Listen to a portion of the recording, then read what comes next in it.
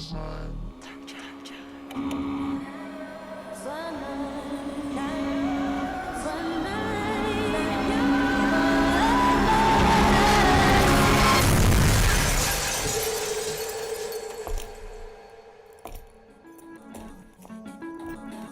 ready? I've been ready. What are we waiting for?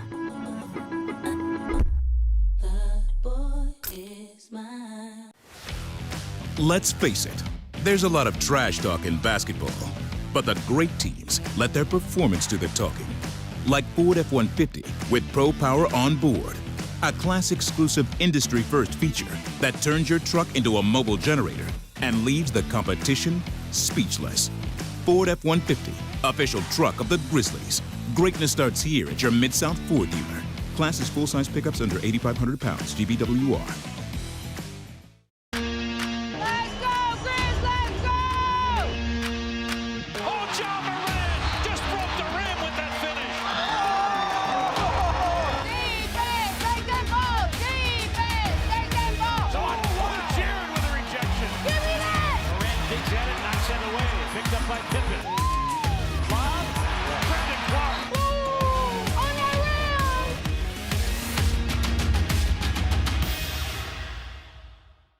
Sonic Radio. Welcome back to Sonic RNDIO. That spells radio with me, the CIO. This just in, the new Sonic $1.99 menu lets you build a crave-worthy meal for just $1.99 an item. Whether that's a creamy shake, crispy tots, or a quarter-pound double cheeseburger. This just out. Ostriches. They're mean, not very cute, and in my opinion, way too big for a bird. Don't miss the Sonic Fun 99 menu. 5 items, always $1.99. Live free, eat Sonic. Tax not included. See menu for details.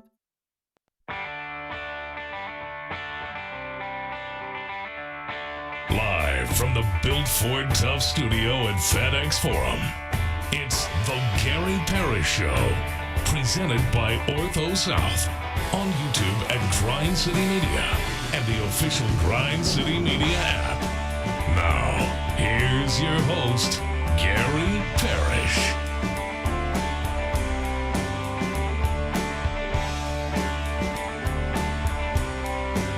All right, I'm here. My name is Gary Parrish, speaking to you from the Built Ford Tough studio, FedEx Forum, downtown Memphis. Bennett Doyle right there producing the program. Glad he's with me. Glad you're with me. Hope you're getting through the day best you can.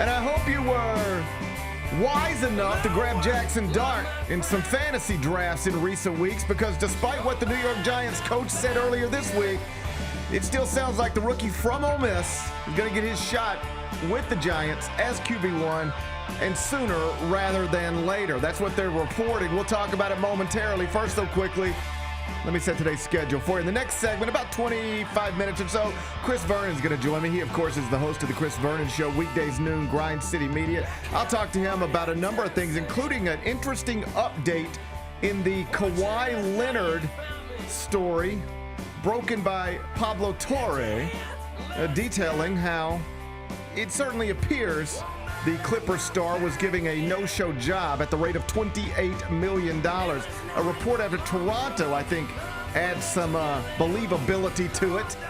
I'll talk to Chris Vernon about that. We'll do it in the next segment. Finish talking to him, take a break, come back, do 5 more things you need to know, at which point we're going to discuss 5 previously undiscussed stories, among them the AP voter who got exposed for submitting a nonsensical ballot earlier this week has tried to explain why she did what she did.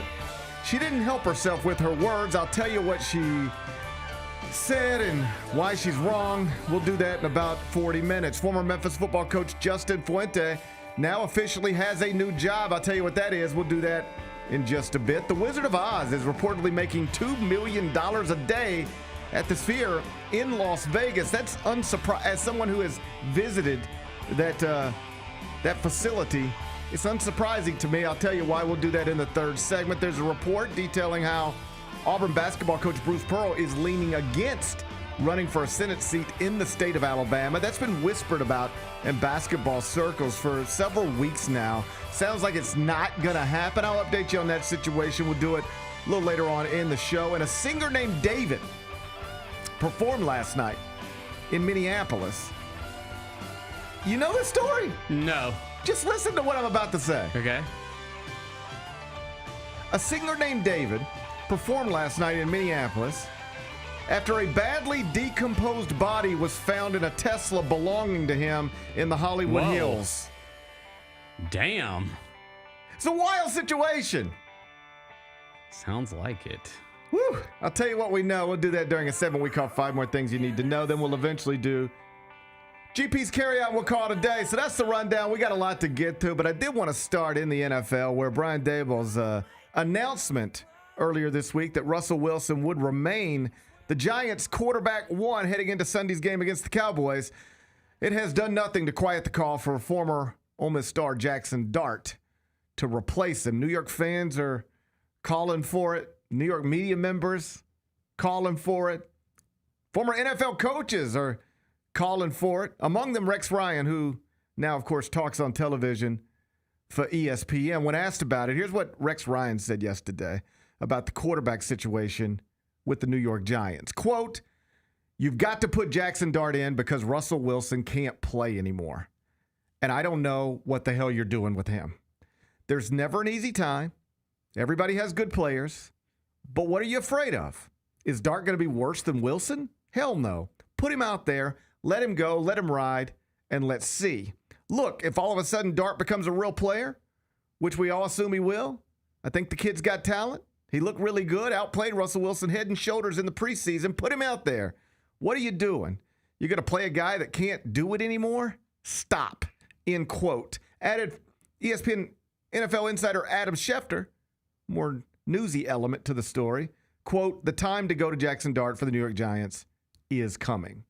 We don't know if it's going to be this week or next week, but his time is coming." Meantime, Russell Wilson, he jumped on X and he tweeted just 2 words, quote, "mentally tough." I guess you got to be. Big Bet Bennett, it's good to see you on this Wednesday morning. Appreciate you being here. We touched on the Russell Wilson, Jaxson Dart thing earlier in the week. It's a natural story for us, I think, because Jaxson Dart, again, he's the all-time leader in passing yards at Ole Miss, having broken a record previously held by Eli Manning, who, of course, starred for the Giants from 2004 until he retired in 2019. Like Eli, Jaxson Dart is a former Ole Miss star, now with the Giants. Like Eli, he is expected to eventually play as a rookie.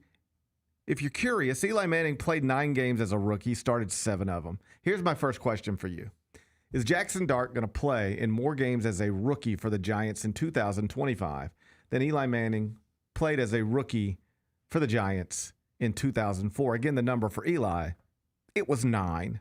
I'm going to say yes, he is. I think because it's a bunch of different reasons, right? Like, obviously, you're excited about like your young quarterback and how he played in the preseason if you're a Giants fan. But also, too, if you just look around that division, I know it's just 1 week into the season. I totally get it. But like, the Eagles are the reigning Super Bowl champions. The Washington Commanders are like expected to compete for a championship this season. You know, Dallas still has a really good roster, even though they traded away their best player.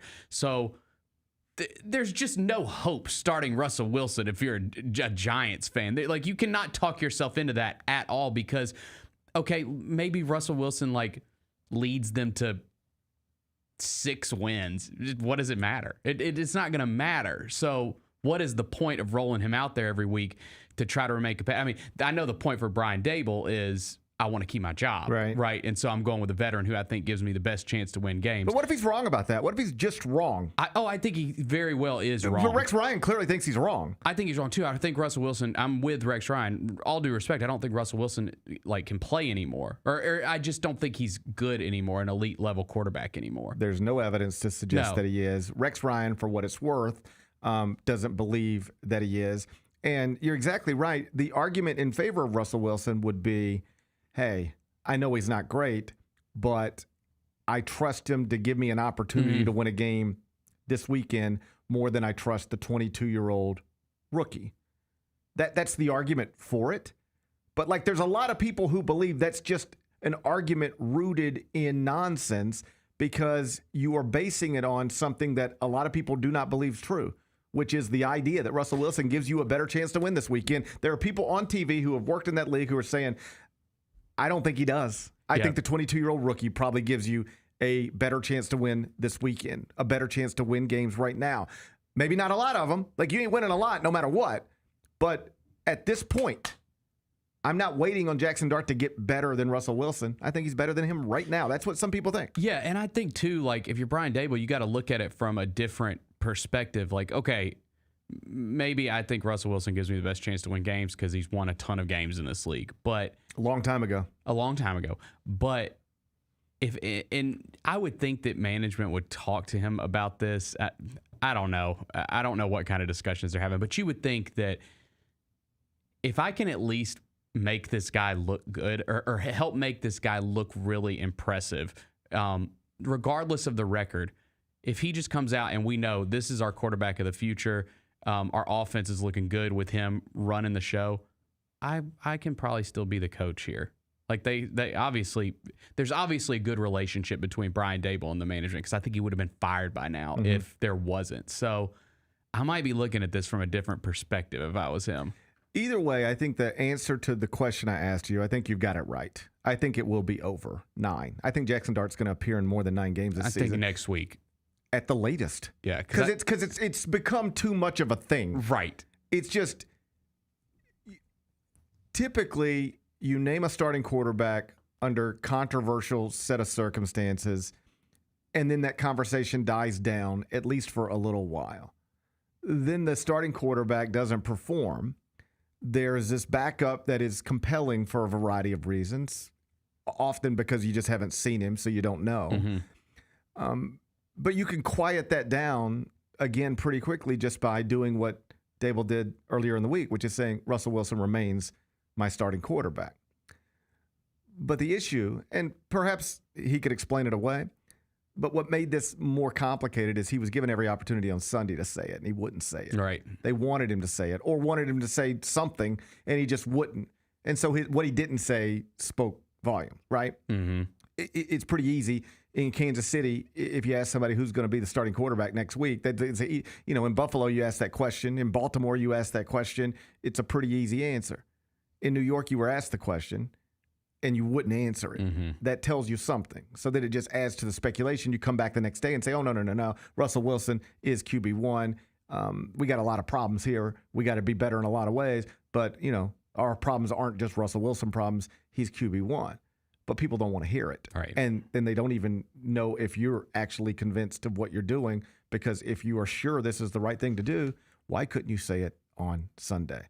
Now, what he would say to that, I'm certain, is, well, we wanted to get in and watch the film before we make anything and blah, blah, blah, blah, blah. But you showing hesitation to commit to the guy that the rest of the world seems to think is done as a relevant football player, just it's fuel on a fire.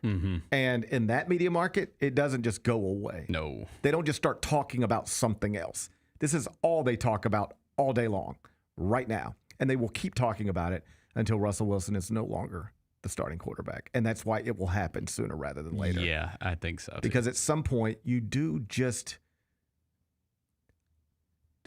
It's more interesting to just hand it over to something and hope than it is to continue to give it to something that you know what it is. Like, at this point, we know what Russell Wilson is. Yep. He is a future Hall of Fame quarterback who has not been a Hall of Fame level quarterback for a long time, or at least for several years. Fascinating career with him. Oh, yeah, for sure. I mean, you get the Super Bowl earlier in I don't know how early it was. Year 2. It was year 2. That's right. It was early. He's a 3rd-round pick. And should have 2 Super Bowls. Well, if they just handed the ball off, he might. Right. There's some thought. I don't even know what's true and what isn't, but there's some thought that attempt was in part to try to create a Super Bowl MVP for him as opposed to somebody else. Like, give him that touchdown. The moment? Yeah. I don't know about that. I don't buy it. That's what people say. Yeah. When the question is, hey, you've got Marshawn Lynch, why aren't you just running the ball into the end zone? Right. If you're looking for answers to that question, you were trying to manipulate who's who's responsible for this game-winning touchdown in the Super Bowl to try to manipulate who gets credit forever. And you'd rather it be this guy than that guy. That's what they were saying on the internet. Interesting. I don't know whether it's true. Theory. I don't know if I it's don't buy true. it, but it's interesting. It's a theory on the internet. Yeah. You know, sometimes there's theories on the internet. I don't know if you've heard about that. Mm-hmm. Oh, yeah. So there was very familiar. And this is one of the theories on the internet. So he's a third-round pick. Mm-hmm. And so comes into camp basically as QB3 as a rookie. Right. And he's competing with Matt Flynn, who they had just signed the previous offseason, and Tavares Jaxson. And he beats them both out as a third round. Like, this is a crazy story. Yeah. They just signed their starting quarterback. You're QB3, you're a third round pick, and you beat out everybody. They named him the starting quarterback after the first preseason game. And he goes 11-5 as a rookie starter. And then in year 2, they go 13-3 in the regular season and then run through the playoffs, blow out the Broncos, and win a Super Bowl. He had a Super Bowl in year 2 as a third-round pick. Goes on to make 9 more Pro Bowls in Seattle. I mean, that's Hall of Fame career right there, just period. Yes. That's it. 9 Pro Bowls, Super Bowl champion, you're a Hall of Famer, all right? But for a variety of reasons, gets sideways with both the front office and his locker room in Seattle.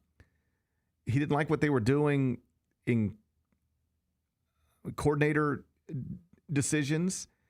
He reportedly wanted Pete Carroll fired. Mm-hmm. He has denied that. I want to say there's the beef with him and Richard Sherman. There was basically he started questioning the front office and just lost the locker room. They more or less just looked at him as a phony. They don't like him. Like he's a goofy, right? So he loses the locker room, he loses the front office. Or at least loses the locker room, gets sideways with the front office. And they end up trading him to Denver. Mm-hmm. And I'll never forget, I wish I could find it. I'm sure I could if I took, even a half a minute to look. But I remember reading like a advanced statistical breakdown of Russell Wilson as a football player. Mm-hmm. When he got to Denver and started struggling. And it was clear pretty quickly, like, oh, wow, he's not good. And it was like there were signs in Seattle that what made him a great quarterback was starting to leave him. Mm-hmm. And I think because he could throw the ball, this was the summary of the study of the data and the analysis of it. Because he could throw the ball, people trick themselves into thinking he's an elite thrower of the football. But in reality, what he was really great at is moving and throwing. And he can't move the way he used to move. And there were all sorts of little statistical notes connected to his legs, things he did with his legs in his last year in Seattle. Last couple, they just fell off. It was just boom, boom, boom. This is who this guy is. And then in important stuff connected to legs that NFL people care about with quarterbacks who move around. It was like, this is, and then and they were like, okay, when he can't do this anymore, then he can't do this anymore. And now he's not really any good. And so he spends 2 years in Denver not being any good. They traded all sorts of stuff for him. Yeah, they did. Multiple first-round picks. He was at 11-19 in 2 seasons as a starter in Denver. Then he goes to Pittsburgh last year. Was better, but still not good. And it was early, and I think that's more that Pittsburgh has one of the great coaches who can get the most out of what he's working with. He was 6-5 as a starter in Pittsburgh, and what you would argue is that the Pittsburgh coach is capable of getting 6-5 out of just about any quarterback. Yes, he always has. Yes. Right. I think there's probably some truth to that. I think that's probably close to being right. So now he's 36 years old. There was a thought, I guess, in his head at some point, like, I am a Seattle legend, will retire here, statue in front of the stadium, the whole deal. Well, that got screwed up. And if you were trying to make Seattle regret giving up on you, you have not done that at all. And you're still like a very famous person. You're talked about all the time. And yet it's becoming increasingly clear you're not capable of doing the job anymore, the way that you used to do it. But you're still being put out there in a position to try to do it in the biggest media market in the world, and it's not going well. And I bet you that's a hard life. I bet you even with all the money and the Sierra as a wife, I bet you it's not the easiest thing being Russell Wilson right now, because what's that like? I guess in whatever your profession, you will get to that point. Like there will be a point where I can't talk anymore and do this the way that I do it. Whether you think I do it well or not, there will be a point where I can't do it the way that I'm doing it right now. But for most of us, like that shouldn't come till later in life. Russell Wilson is 36 years old, and he has to look in the mirror at some point and come to terms with the fact that you cannot do this anymore the way you used to, and not even anymore the way you still, maybe as recently as a few days ago, thought that you could. At some point, this is who you are now. And you go from being, because of the way it all unfolds and how he bounces around and how he's been mocked relentlessly, you go from being MVP candidate, face of a franchise, celebrated guy, to like a punchline. Mm-hmm. And you know who it kind of reminds me of? Different sports, but same first name. Who? Russell Westbrook. Just in the sense that here is an all-time great who has done incredible things, but at some point his ability to be what he was in a meaningful way went away. But he was still out there trying to do it for teams that we were aware of and watching.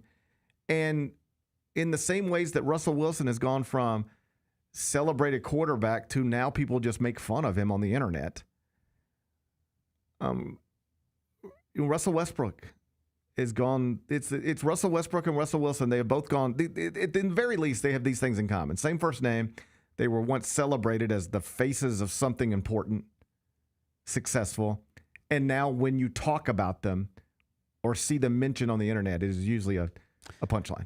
Yeah, I think with Westbrook, it's kind of, I do think that it's kind of maybe come back around a little bit where people, and I know he's not as of right now on our NBA roster, but I think it's kind of come back around where people, that guy's always been on winning teams for the most part. So he's kind of, I think he gets way more the benefit of that. Russell Wilson, I think he is definitely a punchline, yes. But Russell Westbrook gets goofed on. He does. He lot. Does. Like he, as a Laker, I believe, stopped taking his son to the games. He didn't want his son in the crowd because people were mocking he was like, I don't want my kids to see their father get mocked. Mm-hmm.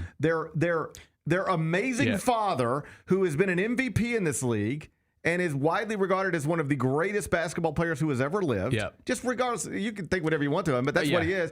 And my own fans in my own hometown are mocking me because of the state of my game or the way that I play. And I don't want my children to hear their last name be misused. Yeah. And their father mocked. So no, my kids don't come to watch me work anymore. Side note, I would love Russell Westbrook on my team right now. Just wanted to throw that out there. He's an interesting guy. I would love to have him on my team right now. He wins everywhere he plays. He's flawed, but he wins everywhere he plays. Well, we're going to have to do I might need to fact check that. Almost everywhere he plays, he wins. Okay. He's had a long career. I'm going to accept it once you throw in the word almost. Yeah. I'm just stickler. Long career, a lot of teams, but he always, I feel like Russell Westbrook's always in the playoffs. Missing shots. I would love him on my team. I mean. Exactly, I would love him on my team. I just want that out there. Even I, as I'm sitting here trying to show empathy for the Russells, even I couldn't prevent myself from making a Russell Westbrook misses shots joke. Fair enough. That's what I'm talking about. Like Russell Wilson could go out and play amazingly this weekend, and people would still just be making jokes about something he says in the press conference or something. Like, just gets goofed on. All-time greats whose careers have fallen off dramatically, and now they just get goofed on mostly when you talk about them at all. What a weird deal that is. I know. That has got to be a weird, tough pill to swallow. Probably just got to turn your phone off. I think that's true. Probably that's just a good rule for all of us. That's probably a good rule for all of us. Last thing before we get Chris Vernon in here.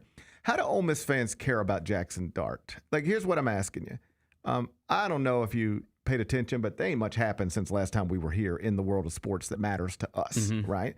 So you're looking around for lead topics. In the NFL, I guess you can always go with that. Yeah. But I'm like, hey, it is the Ole Miss quarterback, the all-time passing leader in Oxford, who is the focal point of a conversation in New York, and frankly, a focal point, at least one of them, of the conversation on ESPN every morning because they're talking about this stuff every morning. This is a legitimate national story involving an Ole Miss quarterback. It can work for us in this market. Ole Miss is just down there, right? How much do Ole Miss fans care about Jaxson Dart? They cared immensely about Eli Manning. Yeah. And it's weird, same team, right? They both started 3 years at Ole Miss. They both broke records at Ole Miss. They were both first-round draft picks coming out of Ole Miss. They both began their careers with the Giants. Eli ended up playing 9 games as a rookie and became the starter. It appears Jaxson Dart is on that same path. Do Ole Miss fans care about Jaxson Dart in that same way? I think so because I know for a fact there are Ole Miss fans out there that are also Giants fans because of the Eli 100%. thing. Yeah. There was a lot of people in Memphis when I was growing up who became Orlando Magic fans because Penny played for the Orlando Magic. Yep. And undeniably, that's true. There are a lot of Ole Miss fans who are New York Giants football fans because of Eli Manning. Will Jaxson Dart do that for my kids? There are people my age who said, I love the Giants because that's where Eli Manning plays. Will my kids or my kids' friends they go to school with, whose parents are Ole Miss grads and they go to the Grove, will they become Giants fans because of Jaxson Dart? Does Jaxson Dart have that kind of impact? I'm going to say yes. I think that it's clear it's not the same because it's not Manning. It's Dart and not Manning. Yeah. Even though you could, different times and all that. But he broke a lot of Eli's records. That's right. At Ole Miss. You could argue had the more whatever college career, you could argue. I'm not interested in arguing, but I guess if you wanted to turn it into a segment, you could. I'm not interested in it. I'm not gonna besmirch the great name of Eli Manning. We can argue that it's not the same, and perhaps not even really comparable. Perhaps mostly because of the last name. But you think there will be kids running around with little Dart Giants jerseys? Yes. In the Grove, in DeSoto County, Mississippi. Yes, I do. I think that's probably true. Yeah. I think that's probably true. Well, good for him. Yeah. Good for him. I think, and I do think, we're going to see him next week regardless, because I think even if let's say the Giants beat the Cowboys this weekend, Russell Wilson's going to have to throw for 200 plus yards and 2 touchdowns in that win. Like if he's got turnovers and it's like just a gross game and the Giants still win, I think they're still going to make the switch. So the Cowboys are 5.5-point favorites, so they're supposed to lose. After that, this ain't the best schedule in the world for the Giants to try to open up with, by the way. You're at Washington to start, lost that. At Dallas, so you open with 2 road games. Then you get the Chiefs at home. Which they could be 0-2 and need them one real bad. Beat your ass. Right. Yeah. They might be ready to take it out on you. Yeah. And then you get the Chargers at home. And they look great. Yeah. Right. So, you can't start 0-4 and keep Russell Wilson as your quarterback. Even if he's playing well at that point. At that point, people just want to see the new thing. Right. And, you don't know what you got. I know all these football coaches think they got everything figured out and they can see it all at practice and on film. But, there are lots of examples throughout the history of sports where you think this guy should be playing in front of this guy based on all the stuff you've seen and all the stuff you think you know. You don't really want to make a move, but then you do it out of necessity, injury, suspension, or just because you feel pressured, I might as well. And then you do it, and it's like, oh, wow, I wish I'd have done this 2 weeks ago. I wish I'd have done this last year. I don't know why I didn't do this to start. Coaches are wrong sometimes.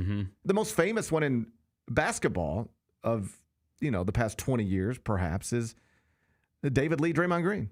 Yep. They weren't playing Draymond Green. No, they had to. David Lee got hurt. David Lee got hurt. That's what forced Draymond Green into the lineup.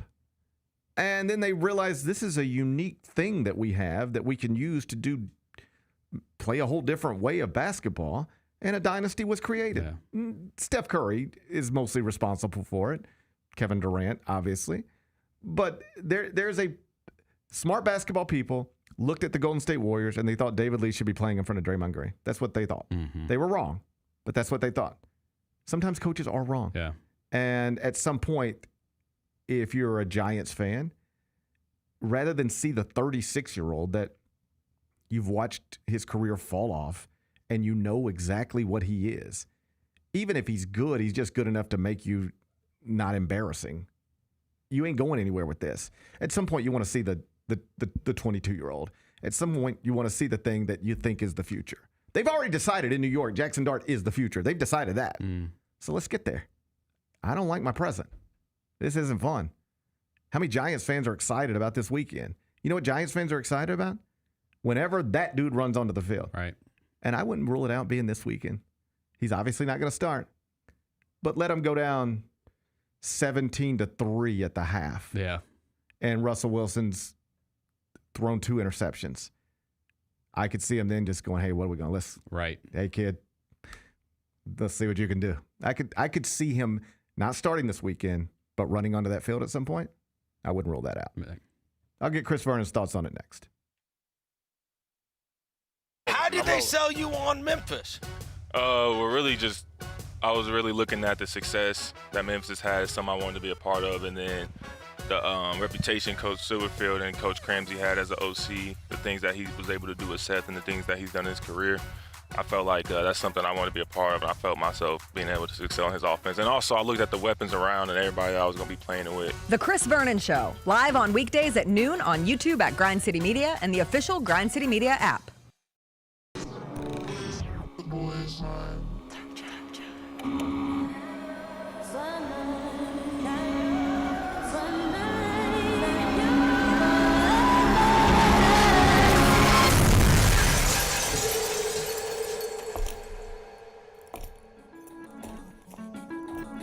You ready?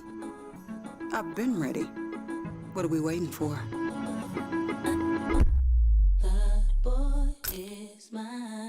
Kroger shoppers and Grizz fans. Want exclusive last-minute discounted ticket deals texted straight to you? Sign up with the new Kroger Buzzer Beater deal. Fans can sign up by texting Grizz to 636-479 or visit your local Kroger store in the Delta Division and scan the QR code. By signing up, you agree to receive recurring automated promotional and personalized marketing text messages from the Memphis Grizzlies. Consent is not a condition of any purchase. Message frequency varies. Message and data rates may apply. Let's go, Grizz, let's go!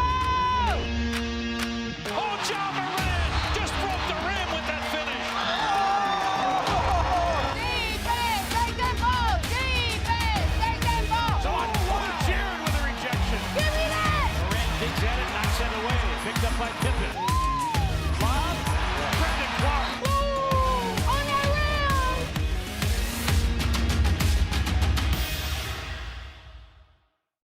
Catch us if you can at Southland Casino Hotel and win your share of up to $1.8 million in free play and prizes. Join us for drawings every Saturday in May, June, and July. Each month, over 900 winners will take home free play or drive off in a new car or motorcycle. Be there for all 6 grand finale drawings and try to catch us if you can, only at Southland Casino Hotel. Must be 21 up. Play responsibly. For help quitting, call 800-522-4700.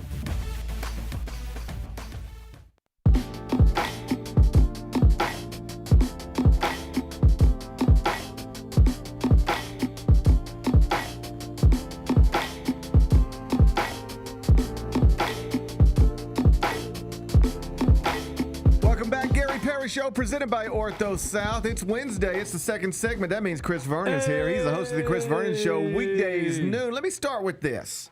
You're a Cowboys fan. Yep. You got a game this weekend against the New York Giants. Right. You need to win it, I think. Yeah. Who would you rather be playing quarterback for the Giants, Russell Wilson or Jaxson Dart, as somebody who wants the Cowboys to win? I mean, frankly, it's not going to make any difference. Doesn't make any difference. I guess I prefer Russell Wilson because we can end his career the same way we ended Tom Brady's career. You really might end his career this weekend. You could do that. You know that, right? I mean, we ended Tom Brady's. So people forget. I forgot. People forget. I forgot that. That happened in the playoffs where Dak can't win. That happened. Tom Brady, you never saw there's not a celebration at the end of his career. It's utter disgust. as he got mangled by the Cowboys. But, I mean, it would be appropriate, right? Those were the two teams that faced off in the Super Bowl that you mentioned. Mm-hmm. And so already put one guy to bed, a Hall of Famer. Now I can put the other Hall of Famer to bed. Russell Wilson stinks. And then here's the deal. Jaxson Dart is in the most advantageous position in the world because the starting quarterback stinks, right? Like, I mean, that's the way this goes. Jaxson Dart might stink. Right. We don't know. Well, you don't know. But hope springs eternal. That's right. Until I see you. That's right. You know what I mean? You might be awesome. Right. And can you throw the ball to Malik Neighbors? That's like the gig. Because Malik Neighbors was furious. And you see Brian Daboll? I actually had that stupid game on. Brady was calling the game, no less. Yep. And there was a play. Malik Neighbors, obviously, is going crazy because he can't get the ball. And so Dayball's like trying to calm everybody down, whatever. And Dayball like goes over to like dap him up. And Malik Neighbors wants none of it at all. And I'm like, oh, boy. It's week one. It's week one. It's a third quarter. And that's why the Russell Wilson thing can't last much longer because you can't have all this energy around it at all times. And it's a little bit like in the spirit of poor analogies. You're exactly right. Like Russell Wilson sucks. We know that. Think of it as like you got two options for lunch, and I know this option is something that I do not like. I'm just going to try the other one just because I know I don't like this one. I'll just try this one because maybe it'll be okay. That's where we're at right now with quarterbacks in New York. And I know one of them can't do the job. We'll see about the other one. And Neighbors is like a 150, 160 target guy. Like literally all you have to do is throw him the ball. That's it. That's the gig. It's like JJ the other night. Throw the ball. Yes, you got that guy. Throw the ball to Jefferson. Isn't that like, you know what I mean? Stop thinking so much. Well, I was just think about how good they feel in Minneapolis right now. We'll see where it goes, but right now they're floating as a fan base. Yes.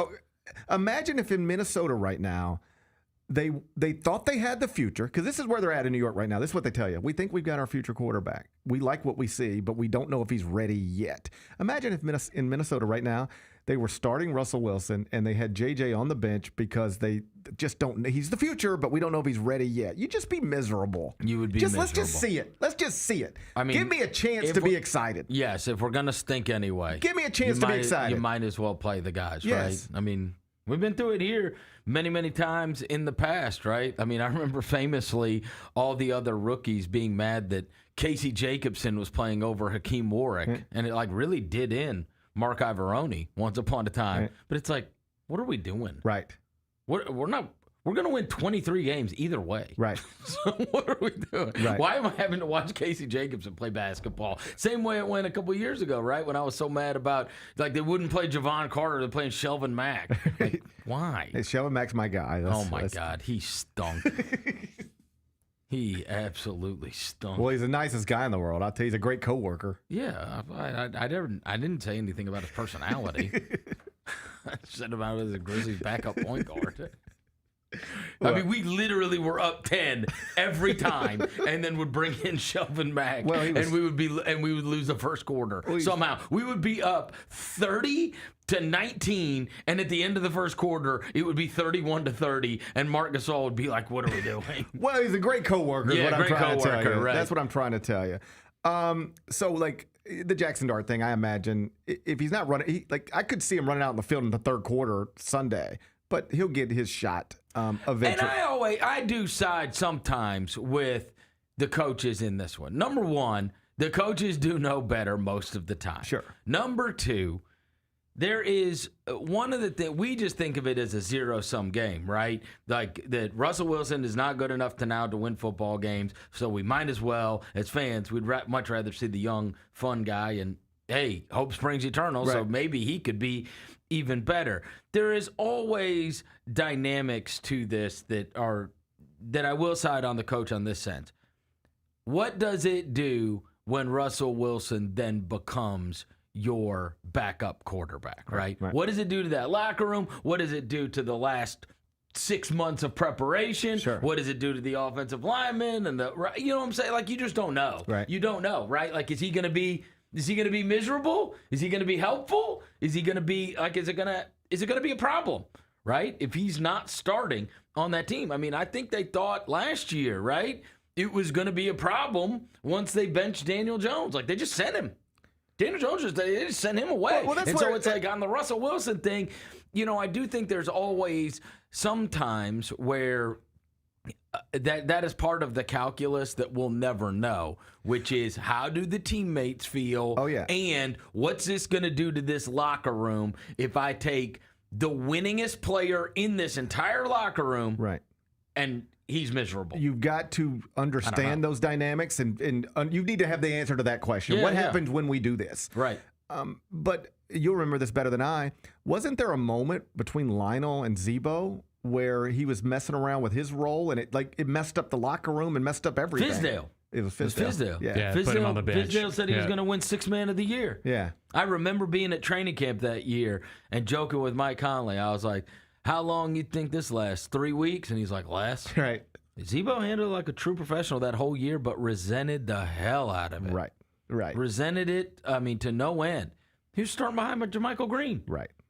This guy's got his number up in the He's the first guy with his number up in the rafters, right? And he's the guy everybody likes in that locker That's room. So you got to, when he's walking around upset, what does it do? But I don't get the sense people love Russell Wilson the way they love Zebo. No, I don't believe so. Well, and the worst one, honestly, and this is a personality thing, was this is how he, honestly, the tale of David Fizdale as an NBA head coach probably ended. We were awesome. And he got mad at Mark Gasol and called in Tony Allen, Vince Carter, I think Zebo, Mike, all that group in Detroit, and sat them down and told them, I'm taking away Mark's captaincy. Yeah. And they said, do not do this. Right. Do not do this. Right. And he had evidently, there's this long story about how he went into the locker room and started yelling at Mark, and he was like, nobody gives a shit. I'm trying to teach you guys how to be champions, because he was big on the I'm from the Heat, you're not. I'm trying to teach you guys how to be champions, and I'm not talking about European champions. Nobody cares about that shit, whatever. And Mark was like, you're dead to me. Yeah. You're dead to me. And it's like that one guy, and then, right? You lost him. Yeah. And then you didn't even make it through 20 games the next season. You can prove your point, but you will lose that war. No, and so that's what I'm saying. You don't know the dynamics within that locker room. And, I mean, my inclination would be who cares, right? I doubt that Russell Wilson has, a huge contingent of supporters within that locker room. He doesn't seem like that kind of guy. No. But it is, in many cases, you do sign. I would bet you, Joe Flacco does. Right. I bet a bunch of guys love Joe Flacco and want to play for Joe Flacco. But I just get the sense Russell Wilson, even in Seattle, it went bad. He's an ego guy. He's just he's not the type of guy people like. That's right. Who cares? It's over for him anyway. It appears like it could be over for him anyway. Let's switch gears to the NBA. There was an interesting report out of Toronto yesterday. Did you see this? Bruce Arthurs? Yes. Is reporting that a source within the Raptors organization says that when they were trying to sign Kawhi Leonard after the championship, that they were asked for what amounts to no-show jobs, that the Toronto front office was explaining how all these local corporate partners would love to be in business with Kawhi. And the response from Kawhi's Uncle Dennis was, we don't want to do anything. Right. So just to frame it, we know, according to the Raptors sources, that they were asking for endorsement deals but didn't want to do anything for them. And then we know that they got an endorsement deal in Los Angeles that they had to do nothing for. Well, I mean, type in, just Google real quick. You got your computer right there. Google Uncle Dennis and Jeannie Buss. Uh-huh. Happened with them too. Yeah. No one's really brought this one up. That happened. Where Jeannie Buss talked about how they didn't get Kawhi, and the reason was in part wanted partial ownership, because private jet. Yes. Right. He's right there, right? Yeah. So this guy was always asking for stuff. I mean, that's and then he got it. Yeah. And then he got it. Sure. So well, and the only thing is, can you prove they knew? Right. There's no question. Everybody has known Uncle Dennis was getting the most out of the situation. Right.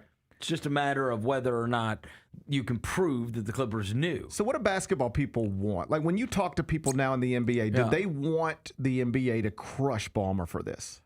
I think that there is. I think everybody is in one of those wait and sees. I think it's an interesting situation where, oddly, and this doesn't happen many times with guys that are multi-billionaires, my perception, and maybe I'm wrong, I think generally everybody likes him. Mm-hmm. You know what I mean? Mm-hmm. Like, it's a lot easier if this is James Dolan. It's a lot easier if this is some dirtbag that, or maybe even somebody that's like very brash, right? And that nobody likes. But I think that sometimes within NBA circles, guys that are kind and guys that you think are not dirtbags do get the benefit of the doubt. And I don't think the sentiment on Ballmer is that he's some kind of dirtbag. I also think that there's probably, I think most people believe that they will punish them, but it will be like a light punishment. One of those like, well, and I know that my buddy Chris Mannix said it's kind of a zero-sum game. Either you believe they cap circumvented or you don't. Knowing the way Adam Silver has operated, I do think he might be able to find like a gray area where it's like, all right, like we can't prove it, but we all kind of know what was going on here. But because we can't prove it, you're not going to get the death penalty. But I don't think that people want it to be so either, right? I don't sense that people hate Steve Ballmer in the way that if an owner that was generally hated pulled this off. And I also... Like if the Suns owner got caught doing this, they'd be all on his ass. I also think that, like, I listened to the whole... I don't know if you watched the Mark Cuban thing with him. I saw it. Yeah, I mean, I thought that was very, like, interesting because Mark Cuban and him are not, like, buddy-buddy, and yet he had this perspective. I think that if you don't think that it was as dastardly as it was presented, which obviously somebody like Mark Cuban does not, right? Then I wonder, you got to remember, the whole league is filled with billionaire owners. And so I was left wondering, is Mark Cuban representative of the way billionaires think? Or is Mark Cuban representative of the way Mark Cuban thinks? And I don't know. I don't know the answer to that. But if you listen to Mark Cuban, I thought there were a couple of things. He presented very logical ways that this could have happened, right? That it could have happened, and that Uncle Dennis he's the linchpin here, not Steve Ballmer, right? And Uncle Dennis pulled this off. He also presented that, like, hey, if, like, you can say it's goofy that they signed him to a no-show job and that the only thing that mattered was that he was a Clipper, but you've got to remember they obviously had tried to spend, I think the report was $550 million. They'd spent $350 million with the Clippers, who, for that investment's sake, wouldn't it behoove them for them to retain their best player? Like, they're protecting their investment on the other. That is a point of view, right? Yes. So, like, why does it make sense for them to sign this guy to a no-show job? Because they spent $350 million with that franchise, and this ensures that franchise is going to have this unbelievable player as part of that franchise. I got that. Right. The last thing is, are you going to be able to directly connect them? And the answer to that seems no, or else Pablo would have, because over and over again, Cuban keeps asking him. And, Pablo gets frustrated talking about it, but it's like, okay, so you had 7 people at this company say this was for cap circumvention. Right. Who are they? Right. How did they know? Right. Who told them? Right. Like, you can't just have anonymous people saying it. You've got to, there's got to be, you can't just have some guy that's, face blurred out, voice modulated, saying this happened. Right. Like, that's not the proof. And that's where I think it's possible they land. Like, this is always going to look like what it is. Right. And I'm going to always, me personally, going to believe, yes, they circumvented the cap. Right. This has been compared to college sports a lot, and this is the way I envision it probably happened. In college sports, this happens all the time. We talked about it on your show last week. Maybe the head coach or assistant coach or whoever's connecting the booster with the grassroots coach isn't going to know every detail of everything, but they just put those people in the same room and make it clear, hey, you guys know what needs to happen here. Y'all figure it out. I'm out of here. And then whatever happens, happens. That's what it looks like probably happened here on some level. Will they ever be able to get there? I don't know. And that might be why the punishment isn't as harsh as some are going to want. But I know that this is, sometimes people ask, well, how did cheating in college athletics get so out of control in the 70s and 80s and 90s? And the way it happens is you start a baseline of people who don't believe they would ever do that. They're like, I'll never give $100,000 to a coach to get a player. And they just all start there. Right. Here's what happens. You start to, you hear about somebody else doing it and getting away with it. Yeah. And then you start to think, man, if I don't do it, I can't compete with these other people, because now I think you got it in your head, everybody's doing this. And now it makes you more willing to do it, and now you've got everybody trying to circumvent rules. Right. If you don't hammer or at least come down somewhat hard on the Clippers organization, when this looks the way it looks, it is going to make other organizations think, if they're not already thinking it. Right. This is maybe like... Well, yeah, it's one of those things where it's like, did you... Right. I'll give you a perfect example. Years ago, there was a player here that played here. And I remember I was out with him one night and he was telling me about this guy was a very big recruit coming out of high school. I'll leave his name out of it because if he wants to tell a story on a podcast one day, maybe he could. Not that this guy does podcasts, but he told me he went to one of the biggest schools in the country. Right. I'll leave the school out of it as well. But he went there on his visit and they gave him all the stuff. Mm-hmm. And as he left, one of the things they gave him was a backpack. Right. And he opened up the backpack and it had $50,000 cash in it, right? Okay, so where did that $50,000 come from? Did this coach, this Hall of Fame coach, did that coach know that that $50,000 was in that book bag? Like, you would say, you don't think he knows that he's paying one of the, But I bet his fingerprints aren't on it. Right. Yeah. And so it's like one of those things like, okay, bro, then who gave you the $50,000? Right. When you went and visited this school, right? Somebody did. And honestly, this guy that I saw, he doesn't know, and he doesn't care. Right. He just knows that when he left that school, there's $50,000 in the backpack. Oh, yeah. I have heard stories like that where the players are like, I got stuff and I know stuff went down, but I don't even really know how it happened. Yeah. Yeah, I've heard that. And so, all of us logically go, oh, of course they knew. You're telling me that the guy that runs that program didn't know?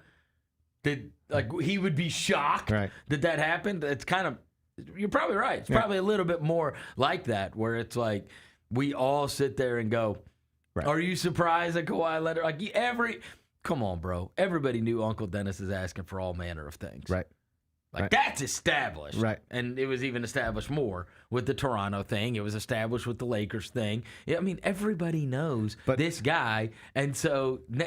But one of the reasons, somebody to do it. But one of the reasons we've spent all of our time talking about this in college football and college basketball and never in the NFL and the NBA is because it's just sort of always been understood you don't even try this stuff. You don't even try this. It is very different, right? I think a lot of people sat there and said, yeah, we've always kind of thought this stuff goes on everywhere. Like, it for sure does not. Right. They're terrified about everything. That's right. They're terrified about everything. Like, the hotel rooms, the paying for, when you see Ja Morant's dad and friends on the front row of the Grizzlies games, they paid for those tickets. They paid for them. Yes.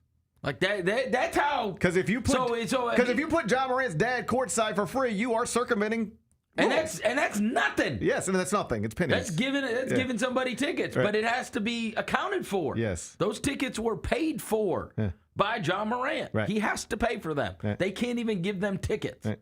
So it doesn't happen everywhere. Right. Much less for what is like $48 million. Yeah. That's why I think they said $48 million, man. Because they said there was a secret $20 million deal too. That's why they're going to have to do something with this, because if they really do get away with it, it's just going to enhance the idea that this is what you have to do. And it is such a mess because they don't want to. I mean, Steve Ballmer's been a good owner. Yes, they've had to change the first apron, second apron, all that kind of stuff. But I mean, in a day and age where people lose their teams over stadiums, this guy built his own stadium. Right. And not only built his own stadium, he built the greatest stadium ever, which is going to host the All-Star game. Right. This upcoming year, it's all just it's a mess. And he's one of the richest don't want people. This to be so. No, they don't.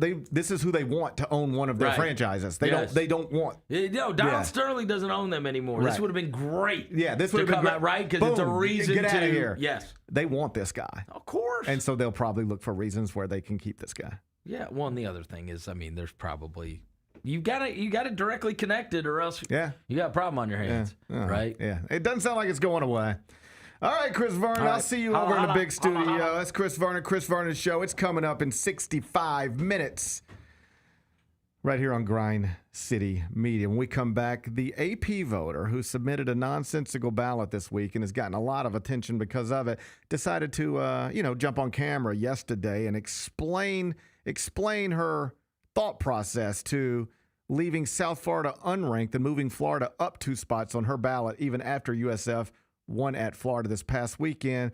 As is often the case, she did not help herself when she started talking. I'll run you through it. We'll do that next. Gary Parrish Show, presented by Ortho South. Who do you go to learn still? Who are you looking to for inspiration? A couple years ago, I went and visited, even though he's younger than me, but we've got great admiration for one another. Went and visited Dan Lanning out at Oregon, right? A young head coach who's had some success. Mike Norvell may not have had the season he wanted in the past. We can still get on the phone and talk about things, right? Tune in to the Jessica Benson Show with CJ Hurt, live every weekday at 8 a.m. on YouTube at Grind City Media and the official Grind City Media app.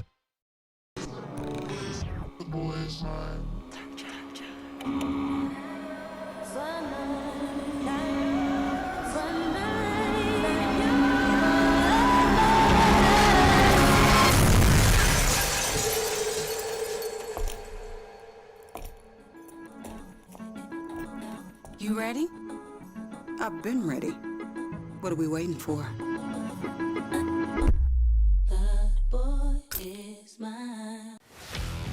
Let's face it, there's a lot of trash talk in basketball, but the great teams let their performance do the talking.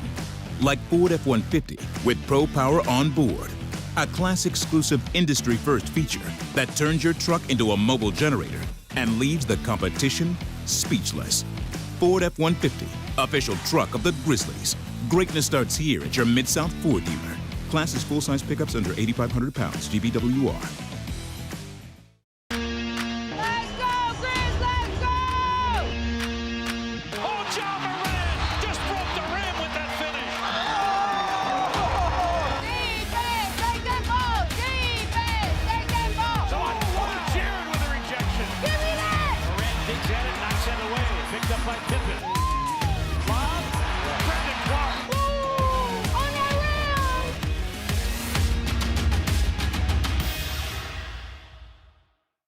Catch us if you can at Southland Casino Hotel and win your share of up to $1.8 million in free play and prizes. Join us for drawings every Saturday in May, June, and July. Each month, over 900 winners will take home free play or drive off in a new car or motorcycle. Be there for all 6 grand finale drawings and try to catch us if you can, only at Southland Casino Hotel. Must be 21 up. Play responsibly. For help quitting, call 800-522-4700.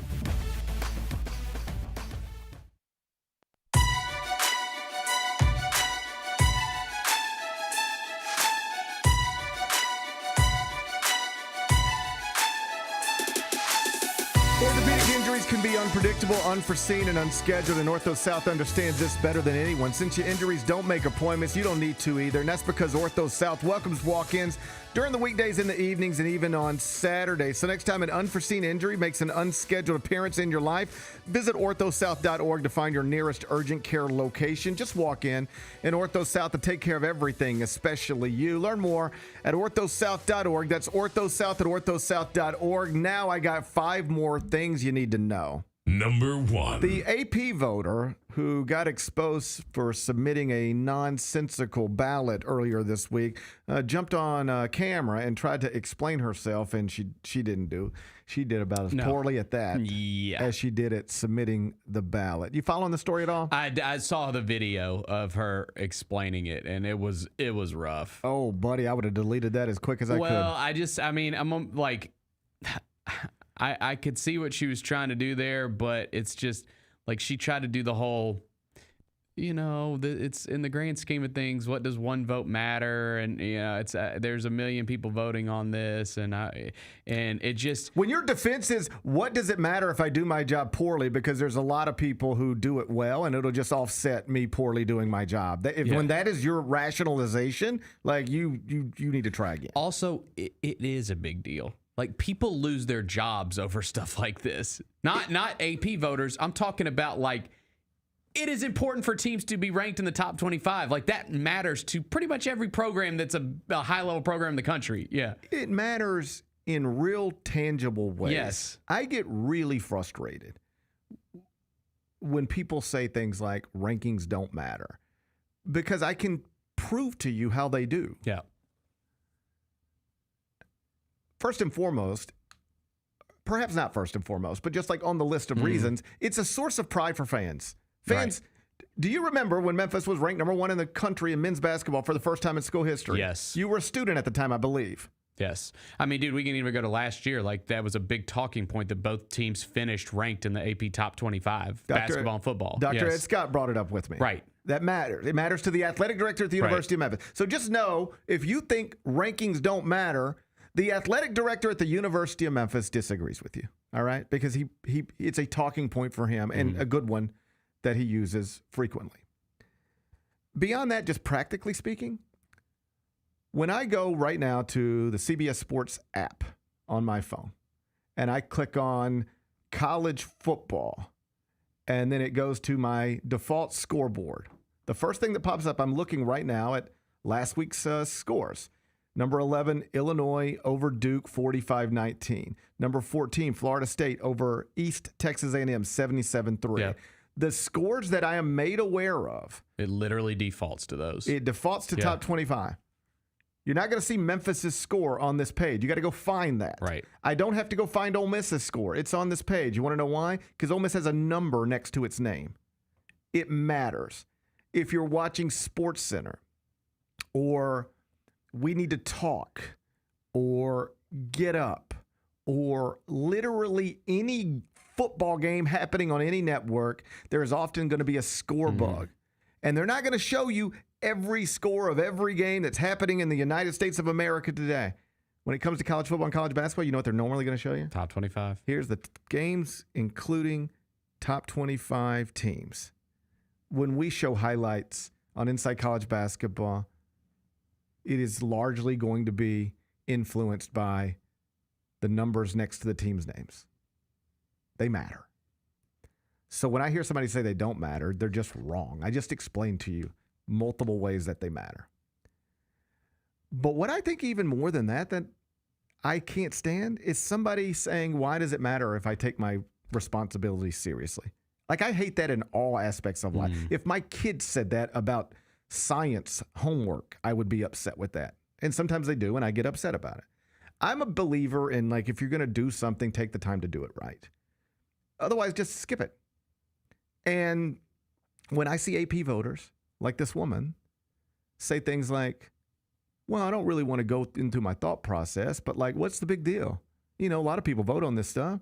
So if I turn in a ridiculous ballot, it'll just be it's just one of a million ballots, and it'll be offset by somebody's good ballot. And, you know, doesn't make that big of a difference. Who cares? Here's why I care. Because I'm somebody who actually is doing the same job you're doing. And I take it seriously. I put in the effort. I try to avoid obvious mistakes, like moving Florida up after a home loss to South Florida while leaving South Florida unranked. That's just a mistake. Yes. There is no way to rationalize that. She can't jump on camera and say, here's why I did it, and then defend it and make anybody go, okay, I get it. So she has to say, well, it doesn't really matter. Right. She messed up because she doesn't, apparently, at least in that aspect of her job, have any pride in what she's doing. And I don't respect people like that. It is why I started writing that Politics column once upon a time. Like, people have reached out to me over the past couple of days. GP, we need you to come out of retirement with the Politics column. Like, I spent years doing this. Finding AP voters who just would not take their responsibility seriously. You don't have to do this. You don't get paid to do it. I was once an AP voter. You know how it works? They ask you if you want to do it. And you say yes or no. And if you say no, you don't. And if you say yes, you do. And I thought when I said yes, then that means I need to take this responsibility seriously. And everybody else should too. So when I saw other people not doing it, like just clearly waking up and being like, I guess I forgot to turn in my ballot. Let me get something done real quick. Here you go. I like that. I don't like, just, if you won't take the time to do it right, just politely decline the opportunity to be involved. Right. But don't say I'll do it and then half-ass it. That's the thing that, whether that's people in my industry, my own children, let's not say we're going to do something and then do it halfway. Let's do it the way it's supposed to be done. So I would write this column every Monday. And I honestly thought that it would go away pretty quickly because at some point people are going to get tired of being embarrassed. Like, you work for a small newspaper in South Dakota and this guy who works for CBS is shining a pretty bright light on you in a way that provides scrutiny that you can't defend yourself against because what he's identified is you just not taking your job seriously or having no idea what you're doing. That was the thing. These columns that I would write, you couldn't even argue against them. The way people, the targets of them, typically handled them was to either reach out to me and say, hey, you got me, I messed up, or just ignore it and act like it didn't happen. But almost never did somebody try to go, well, what Gary Parrish got wrong is, because you could not defend these things. I thought I would run out of opportunities because people would just be like, I don't want to be the one getting embarrassed this Monday, so I'm going to take my time and, double check things. And nope, just every week it was another just nonsensical thing. And I would often get, people would get upset sometimes because they would be like, you're just picking on little, small-time writers from here or there. And hand to heart, I was never doing that. I always would I knew where to look. Like, I could see the poll come out and I could go, okay, how'd this school get 7 votes? Or last week they got 11, but now it's down to 7, but they just beat 2 ranked. I could always now let me go look and see who's responsible for this. And then it would lead me somewhere. But I would find the dumb thing before I would find the person who did the dumb thing. It would be like, I found a murder weapon. Let me run it through DNA. This is what it brings me back. I guess this is who I'm arresting. I would look at the poll, look at different things, and I could find the stupid thing. And then I would have to find the person responsible for the stupid thing. But that was the path that I always took. And you know where it always led you? Often to the same people. Because it was the same people doing the same stupid stuff every week, just not caring. And I ultimately stopped doing that column because, I can't write 50,000 times a week, and I was traveling nonstop, and I was just tired. And honestly, that column created a persona of me that I wasn't comfortable with, because I was once a week picking on people whose careers were often below mine. And it just felt like I was punching down a lot. And then like in this case, if it ever led you to a woman, well, then I did realize accurately that women took it worse than men did online. Whereas if I just made fun of a ballot connected to a man, the internet would just make fun of that man along with me and his ballot. But if the target of it was ever a woman, it would really get ugly in a different kind of way quickly. And I recognize that. On one hand, I was like, hey, I'm equal opportunity here. I'm just writing about ballots. I don't care whose ballot they are. But I did recognize it could get uglier for a woman than it got for a man. And I wasn't comfortable with that. There was some people out there who had never met me And that column would make them think, this guy must be an asshole every day, just treating people awful. And that's just, I don't treat people that way. Like, I'm not saying I'm the best guy in the world or even a good guy, but I don't walk around every day just treating people badly. You know, I just don't. And yet that perception existed. And then for all of those reasons and some others, I was just like, let's retire the column. But this is the reason I even started the column to begin with, because of people like that. Like these, if you don't want to do it, don't do it. That's fine. Nobody made you. I have no patience for, yes, I'll do it, but I'm not going to care about it. I'll do it, but I'm not going to put any time in it. I'll do it, but I don't think it really matters. If you don't think it matters, give it to somebody who does. But don't take on a responsibility and then half-ass it like that. That's one where, you know, it's hard enough. Jess would tell you this. It can be hard enough for women to try to make it in sports media, even when they are awesome at their jobs, because sometimes men assume weird stuff about women and their ability to talk about these things and write about these things. That woman doesn't help anybody when she does this the way she does it and then talks about it the way she talked about it. That reinforces stereotypes that women like Jessica have been fighting against for a long time. So it's just bad on every level. Like, I saw it earlier in the week and was just going to stay away from it, let other people. But like, when she decided to try to talk about it, it just bothered me for some reason. You should talk about it better than the way you talked about it. She didn't handle it well at all. Hopefully next week's better. Yep. Number 2. Congratulations to Justin Fuente, former Memphis football coach. He's got himself a new job. What's he doing? Well, Bennett, he is going to be a senior advisor for football under the umbrella of the college football playoff. In other words, he's going to be what sounds like a liaison of some sort between conference commissioners, college football coaches, media, because he's dabbled in all of this stuff. He's had he's worked in the media a little bit. He's been a college football coach, obviously at the University of Memphis. From here, went to Virginia Tech. He has seen the sport from a variety of angles, and people like Justin Fuente. He seems like a rock solid guy. And the headquarters for this are in Dallas. Okay. He's got all that buyout money. He and his family just been living in Dallas. So he can just, he can drive to work. And it just seems like it's a nice job for him that happened to be available to him near where he's living right now. And because of the level of respect he has within the industry, this is what he's going to do, at least for the time being. There are some thoughts that he will return to coaching at some point, but that with all the uncertainty connected to the coaching profession now, like how do you even build a team? What kind of money do you have? What kind of money don't you have? What's allowed? What's not? He's just like, let me let things settle down a little bit before I jump back into that. In the meantime, he's got this job, which seems like a nice job. So congratulations to him. Put in a good word for us, Coach. Put in a good word for us, Coach. Fight for the little guy. You were once a Memphis Tiger. That's right. You were once a Memphis Tiger. If the Memphis Tigers win the American, we don't want to get into a conversation about should it be the American champ or the Mountain West champ. Justin, you were once a Memphis Tiger. Mm-hmm. You know who to fight for.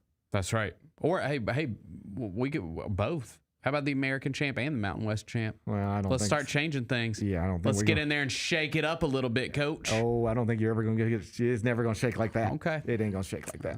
Okay. Number 3. The Wizard of Oz is currently showing out in Las Vegas at the Sphere. Yes. And it's making $2 million a day.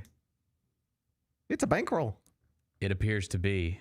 Unsurprising to me. Would you go to the Sphere and see the Wizard of Oz? Yeah, Lang went, I believe, this summer and said it was awesome. I absolutely would. I think it's cool. And I've even seen, I follow a lot of people that are into movies and film. And I've seen a lot of people that I respect their opinions say that, this is just kind of a BS money grab. Like they obviously edited a lot because you have to stretch it onto this giant screen, right? So there's a lot of stuff added that's just not.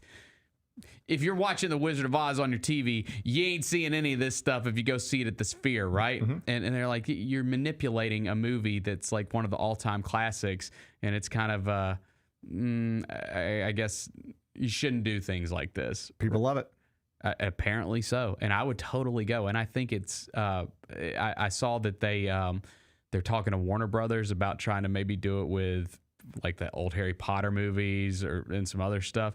I think it would be awesome. Like it seems like from what he described to me, and I've seen the videos of it, it seems like it's just like this immersive experience, like when the tornado happens. Yes, you can feel the wind.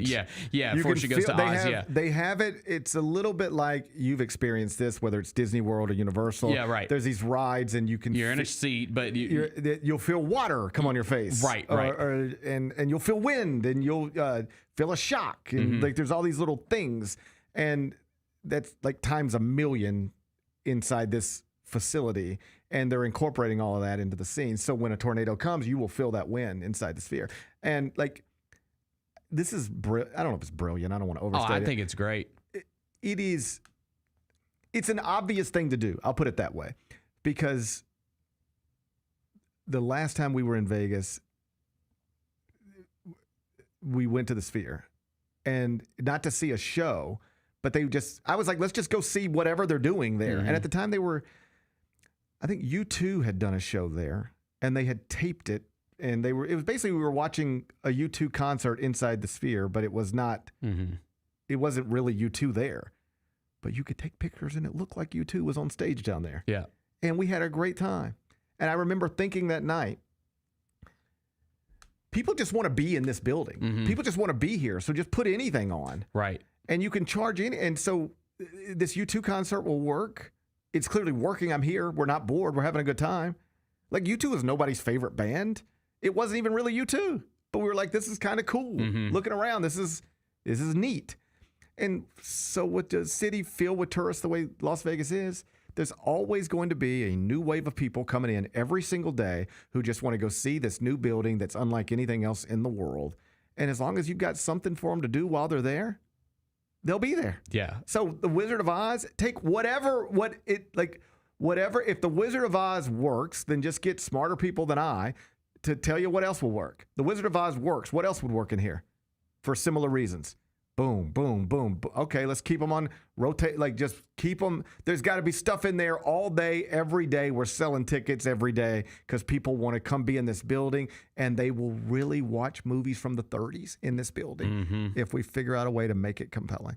We've got a cash cow on our hands. I think it also too, just like it can create a new generation of movie fans. I mean, keeping cinema alive. It's man. keeping cinema alive. I like it. I'm for it. Yeah, I want to go see a movie there. Yes. Yeah, like an immersive experience. Yeah, it's great. I think you could go to that place, and almost regardless of what you're doing while you're in there, you'll be like, man, this is neat. This is wild. I think you'll have that, and so they're capitalizing on that, and I give them credit. It seems smart to me. I gotta get to the Sphere. I know you do, Bennett. Number 4. Bruce Pearl is reportedly leaning against leaving Auburn to run for an Alabama Senate seat that is going to be vacated by Tommy Tuberville, the former football coach who is going to run for governor of Alabama. Woo, boy, that's a wild state, isn't it? Yeah, it does get wild. Well, you think about it. Like, what is the biggest things in the state of Alabama? Like, when you just think of the state of Alabama, what do you think about? Bama. Just like, but the Tide. Yeah, it's like you think of the University of Alabama, and if you think of Alabama, you think of Auburn, and so the people who coach at these places, the Space Center, and of course the Space Center, but the people who coach in the state are the biggest celebrities in the state. They're the most famous people in the state.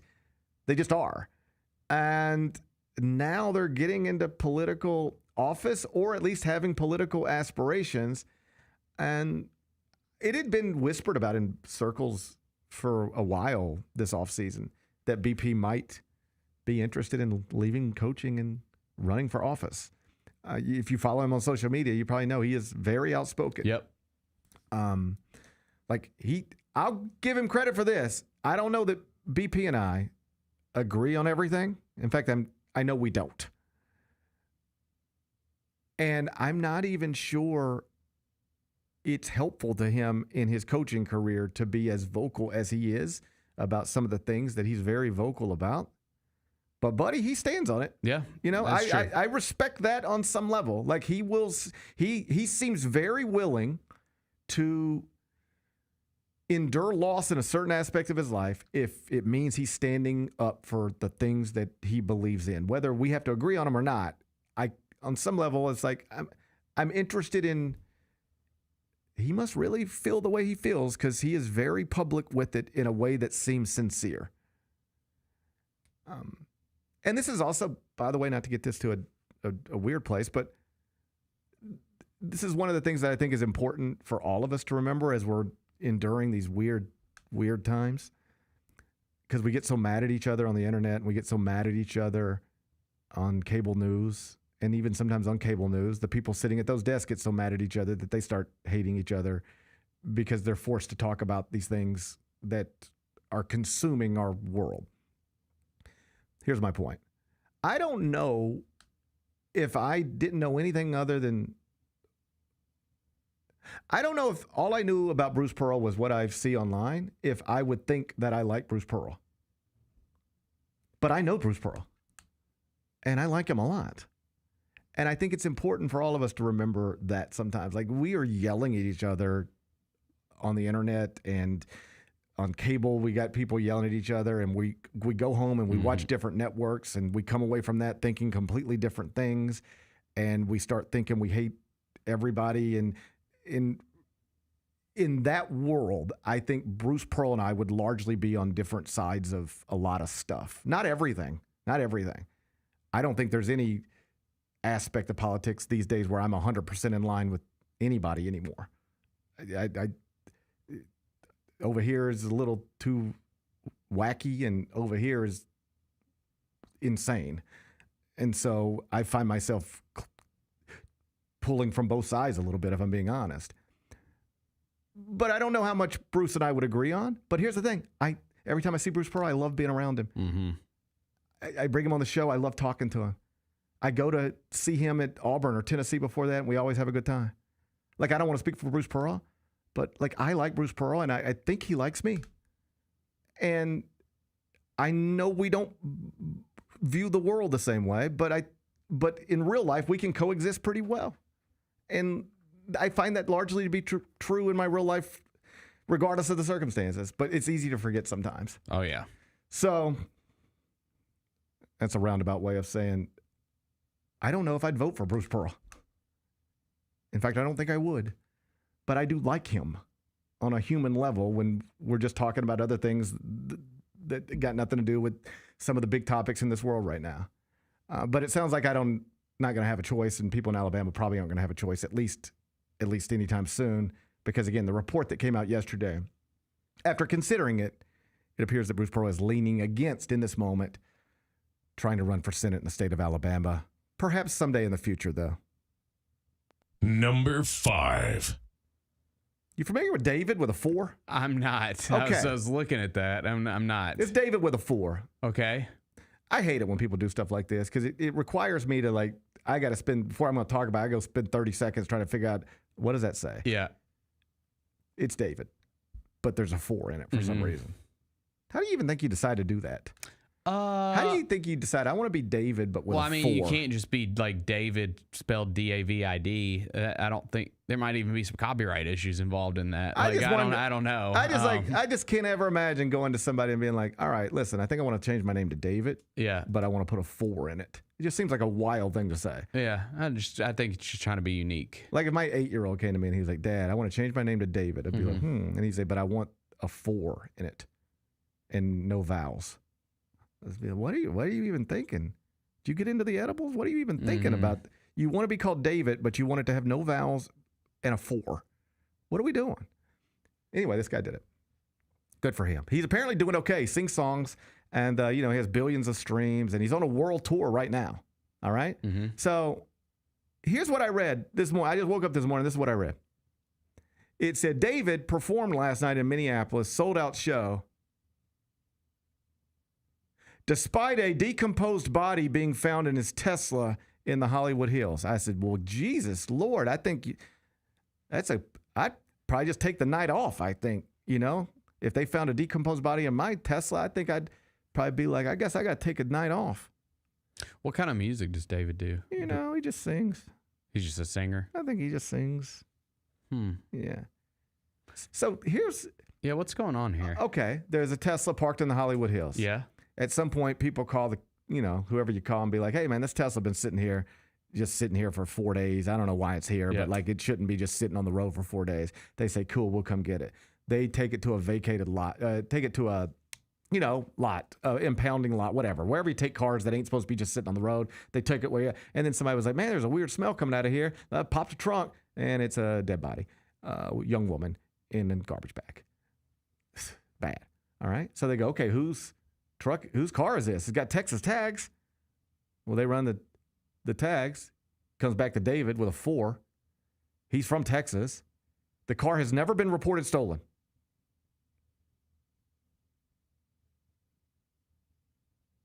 What do you do? I don't know. That is so weird. I think it's very tough when you find a dead body in your Tesla. Like every once in a while I'll find like a shoe, like a kid's shoe. So wait, he's saying that like an empty Capri Sun, but never a dead body. Thank God. But he said that someone stole the car. No, he's all we know from David at this point is that he's cooperating with authorities, and that he performed last night. But that's all we know. If you're wondering, how the hell did he get there? Just Uber? To Minneapolis, he's on a world tour. I guess a bus probably. He's I got you. He's probably on a bus, right? I wonder if I can just find him on Apple Music. But it's one of those deals where if the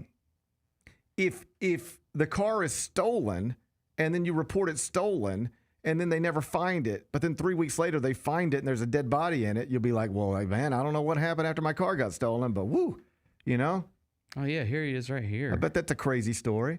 First single that pops up, Romantic Homicide. Oh, my God.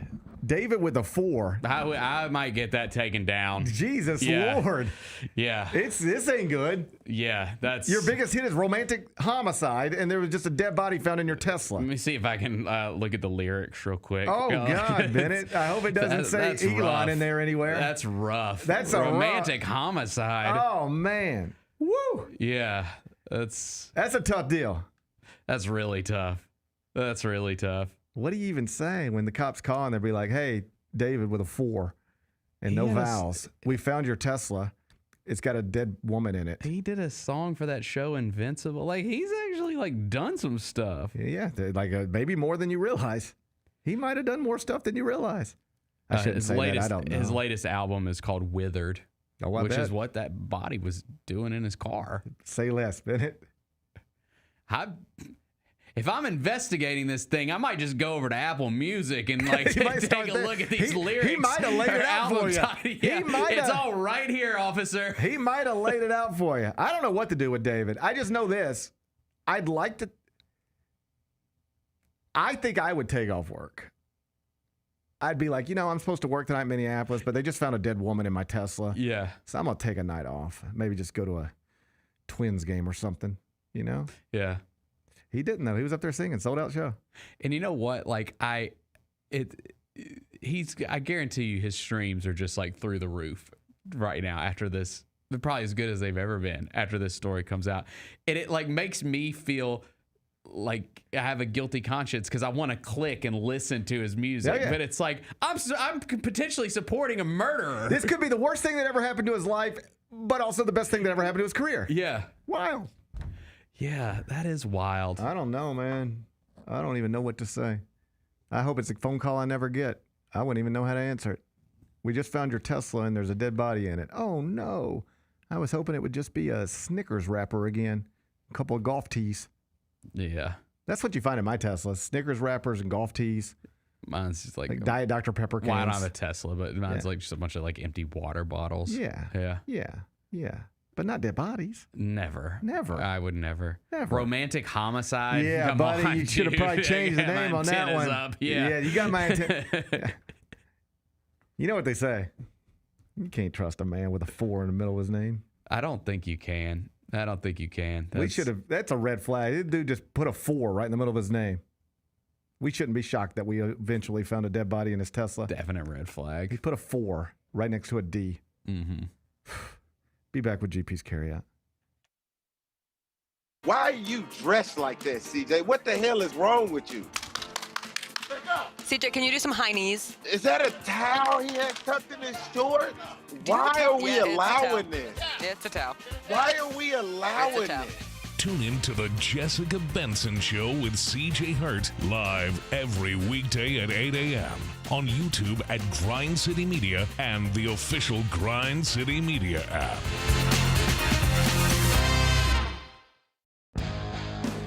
Grizzlies fans know it's the team that gives you the edge. Big River Steel does too. And much like the Grizzlies have recruited legendary talent, we want you to be part of our team. Are you ready to be part of something legendary? Then visit www.bigriversteel.com. That's www.bigriversteel.com.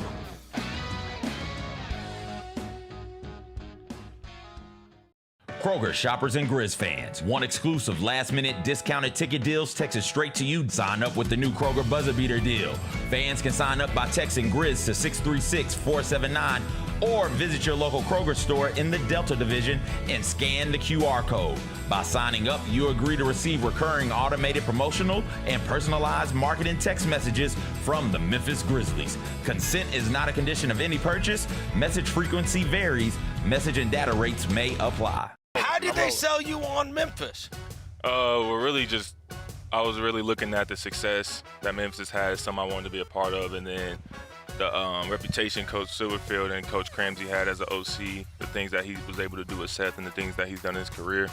I felt like that's something I wanted to be a part of, and I felt myself being able to excel in his offense. And also, I looked at the weapons around and everybody that I was going to be playing it with. The Chris Vernon Show, live on weekdays at noon on YouTube at Grind City Media and the official Grind City Media app.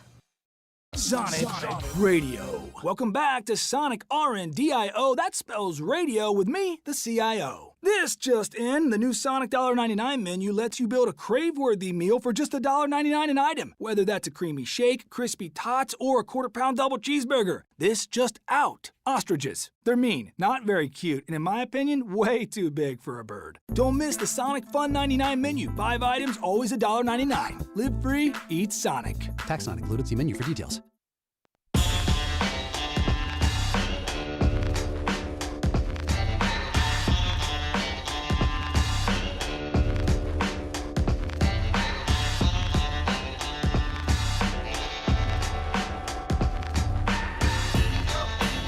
Welcome back, Gary Parrish Show, presented by Ortho South. Let's wrap this up with GP's Carryout.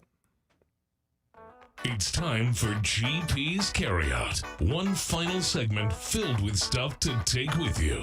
It's not everything you need to know, but it's most of it. What did we miss today? Some interesting college basketball news breaking during the show. Billy Lang, who's been the head coach at St. Joe's for several years now, is leaving his position as head coach in the Atlantic 10 to become an assistant on the staff with the New York Knicks. It's another example of a mid-major head coach saying this is a hard life now with all this money flying around the way that it is, and particularly when he probably enters next season needing to win to keep the job. It's like you look at your roster and you say, if I don't do better than what this roster suggests I'm going to be able to do, I'm probably going to be out of a job in about 7 months.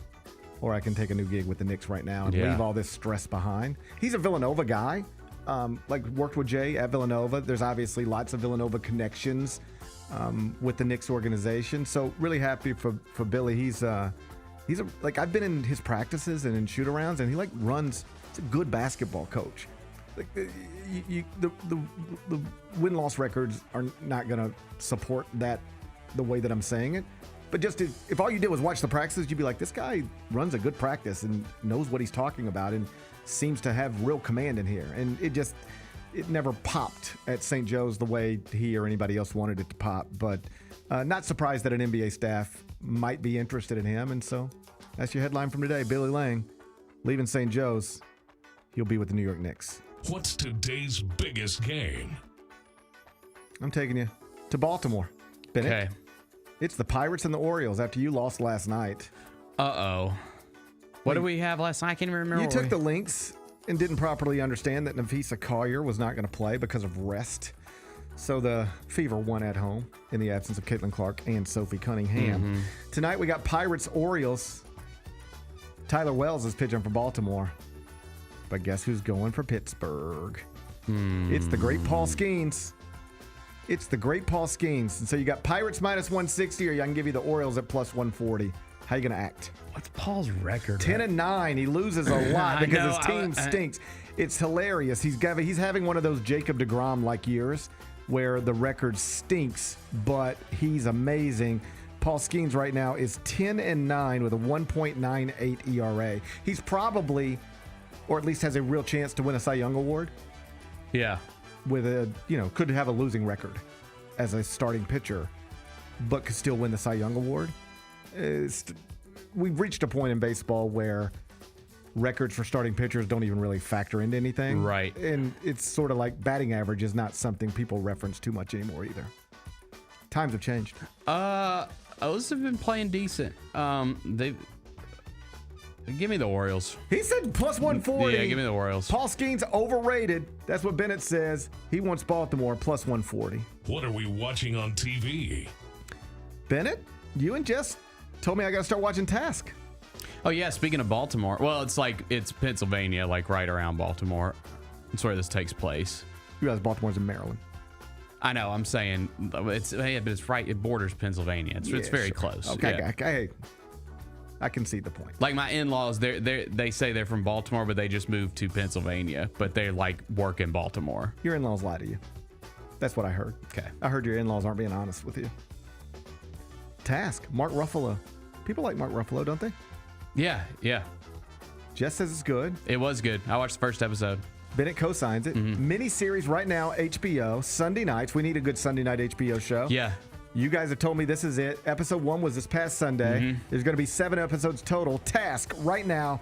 You can watch episode 1 on that HBO Max app. What's the best thing we've read? David Cobb, CBS Sports, was with us yesterday. He wrote about the AP voter, Haley Sawyer, who messed up the ballot and then messed up her explanation trying to make sense of the ballot. And I didn't even remember this, but David, in his column at CBSSports.com, writes about when he was covering Tennessee for the Chattanooga Times Free Press. He was the target of the poll attacks one time by me. I didn't even remember this. Cobb was? I got him. I guess I got him one time. And you know what he said? You know what he wrote in the column? And I deserved it. It was stupid. I was covering Tennessee, not paying attention to what I was doing, made a mistake, and I deserved to get called out for it.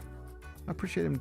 How about that? I appreciate him taking He responsibility. was nice enough to even come on the show yesterday. All of it. He's a great. I guess he let it go. He's a wonderful coworker and friend. So if you haven't read David Cobb's column yet, you can find it at CBSSports.com. What's on tap for tomorrow? Tomorrow's Thursday. That means Michael Wallace is going to join me in the first hour. And then in the second hour, how about this? I think Thaddeus Young's going to come in studio with us. Hey! Bring in NBA veteran Thaddeus Young, Norton Hurd, who, of course, coaches Team Thad. I just was talking to Norton yesterday. I was like, we should get you guys in, just chop it up someday. He said, what you doing on Thursday? I said, I'm going to make space for you. So Michael Wallace in the first hour. Should have Thaddeus Young, Norton Hurd in here with me in the second hour. Enjoy the rest of your day. I'll try to enjoy mine. Meet back here tomorrow at 10. Till then, be careful, be kind, be good. Rep your hood.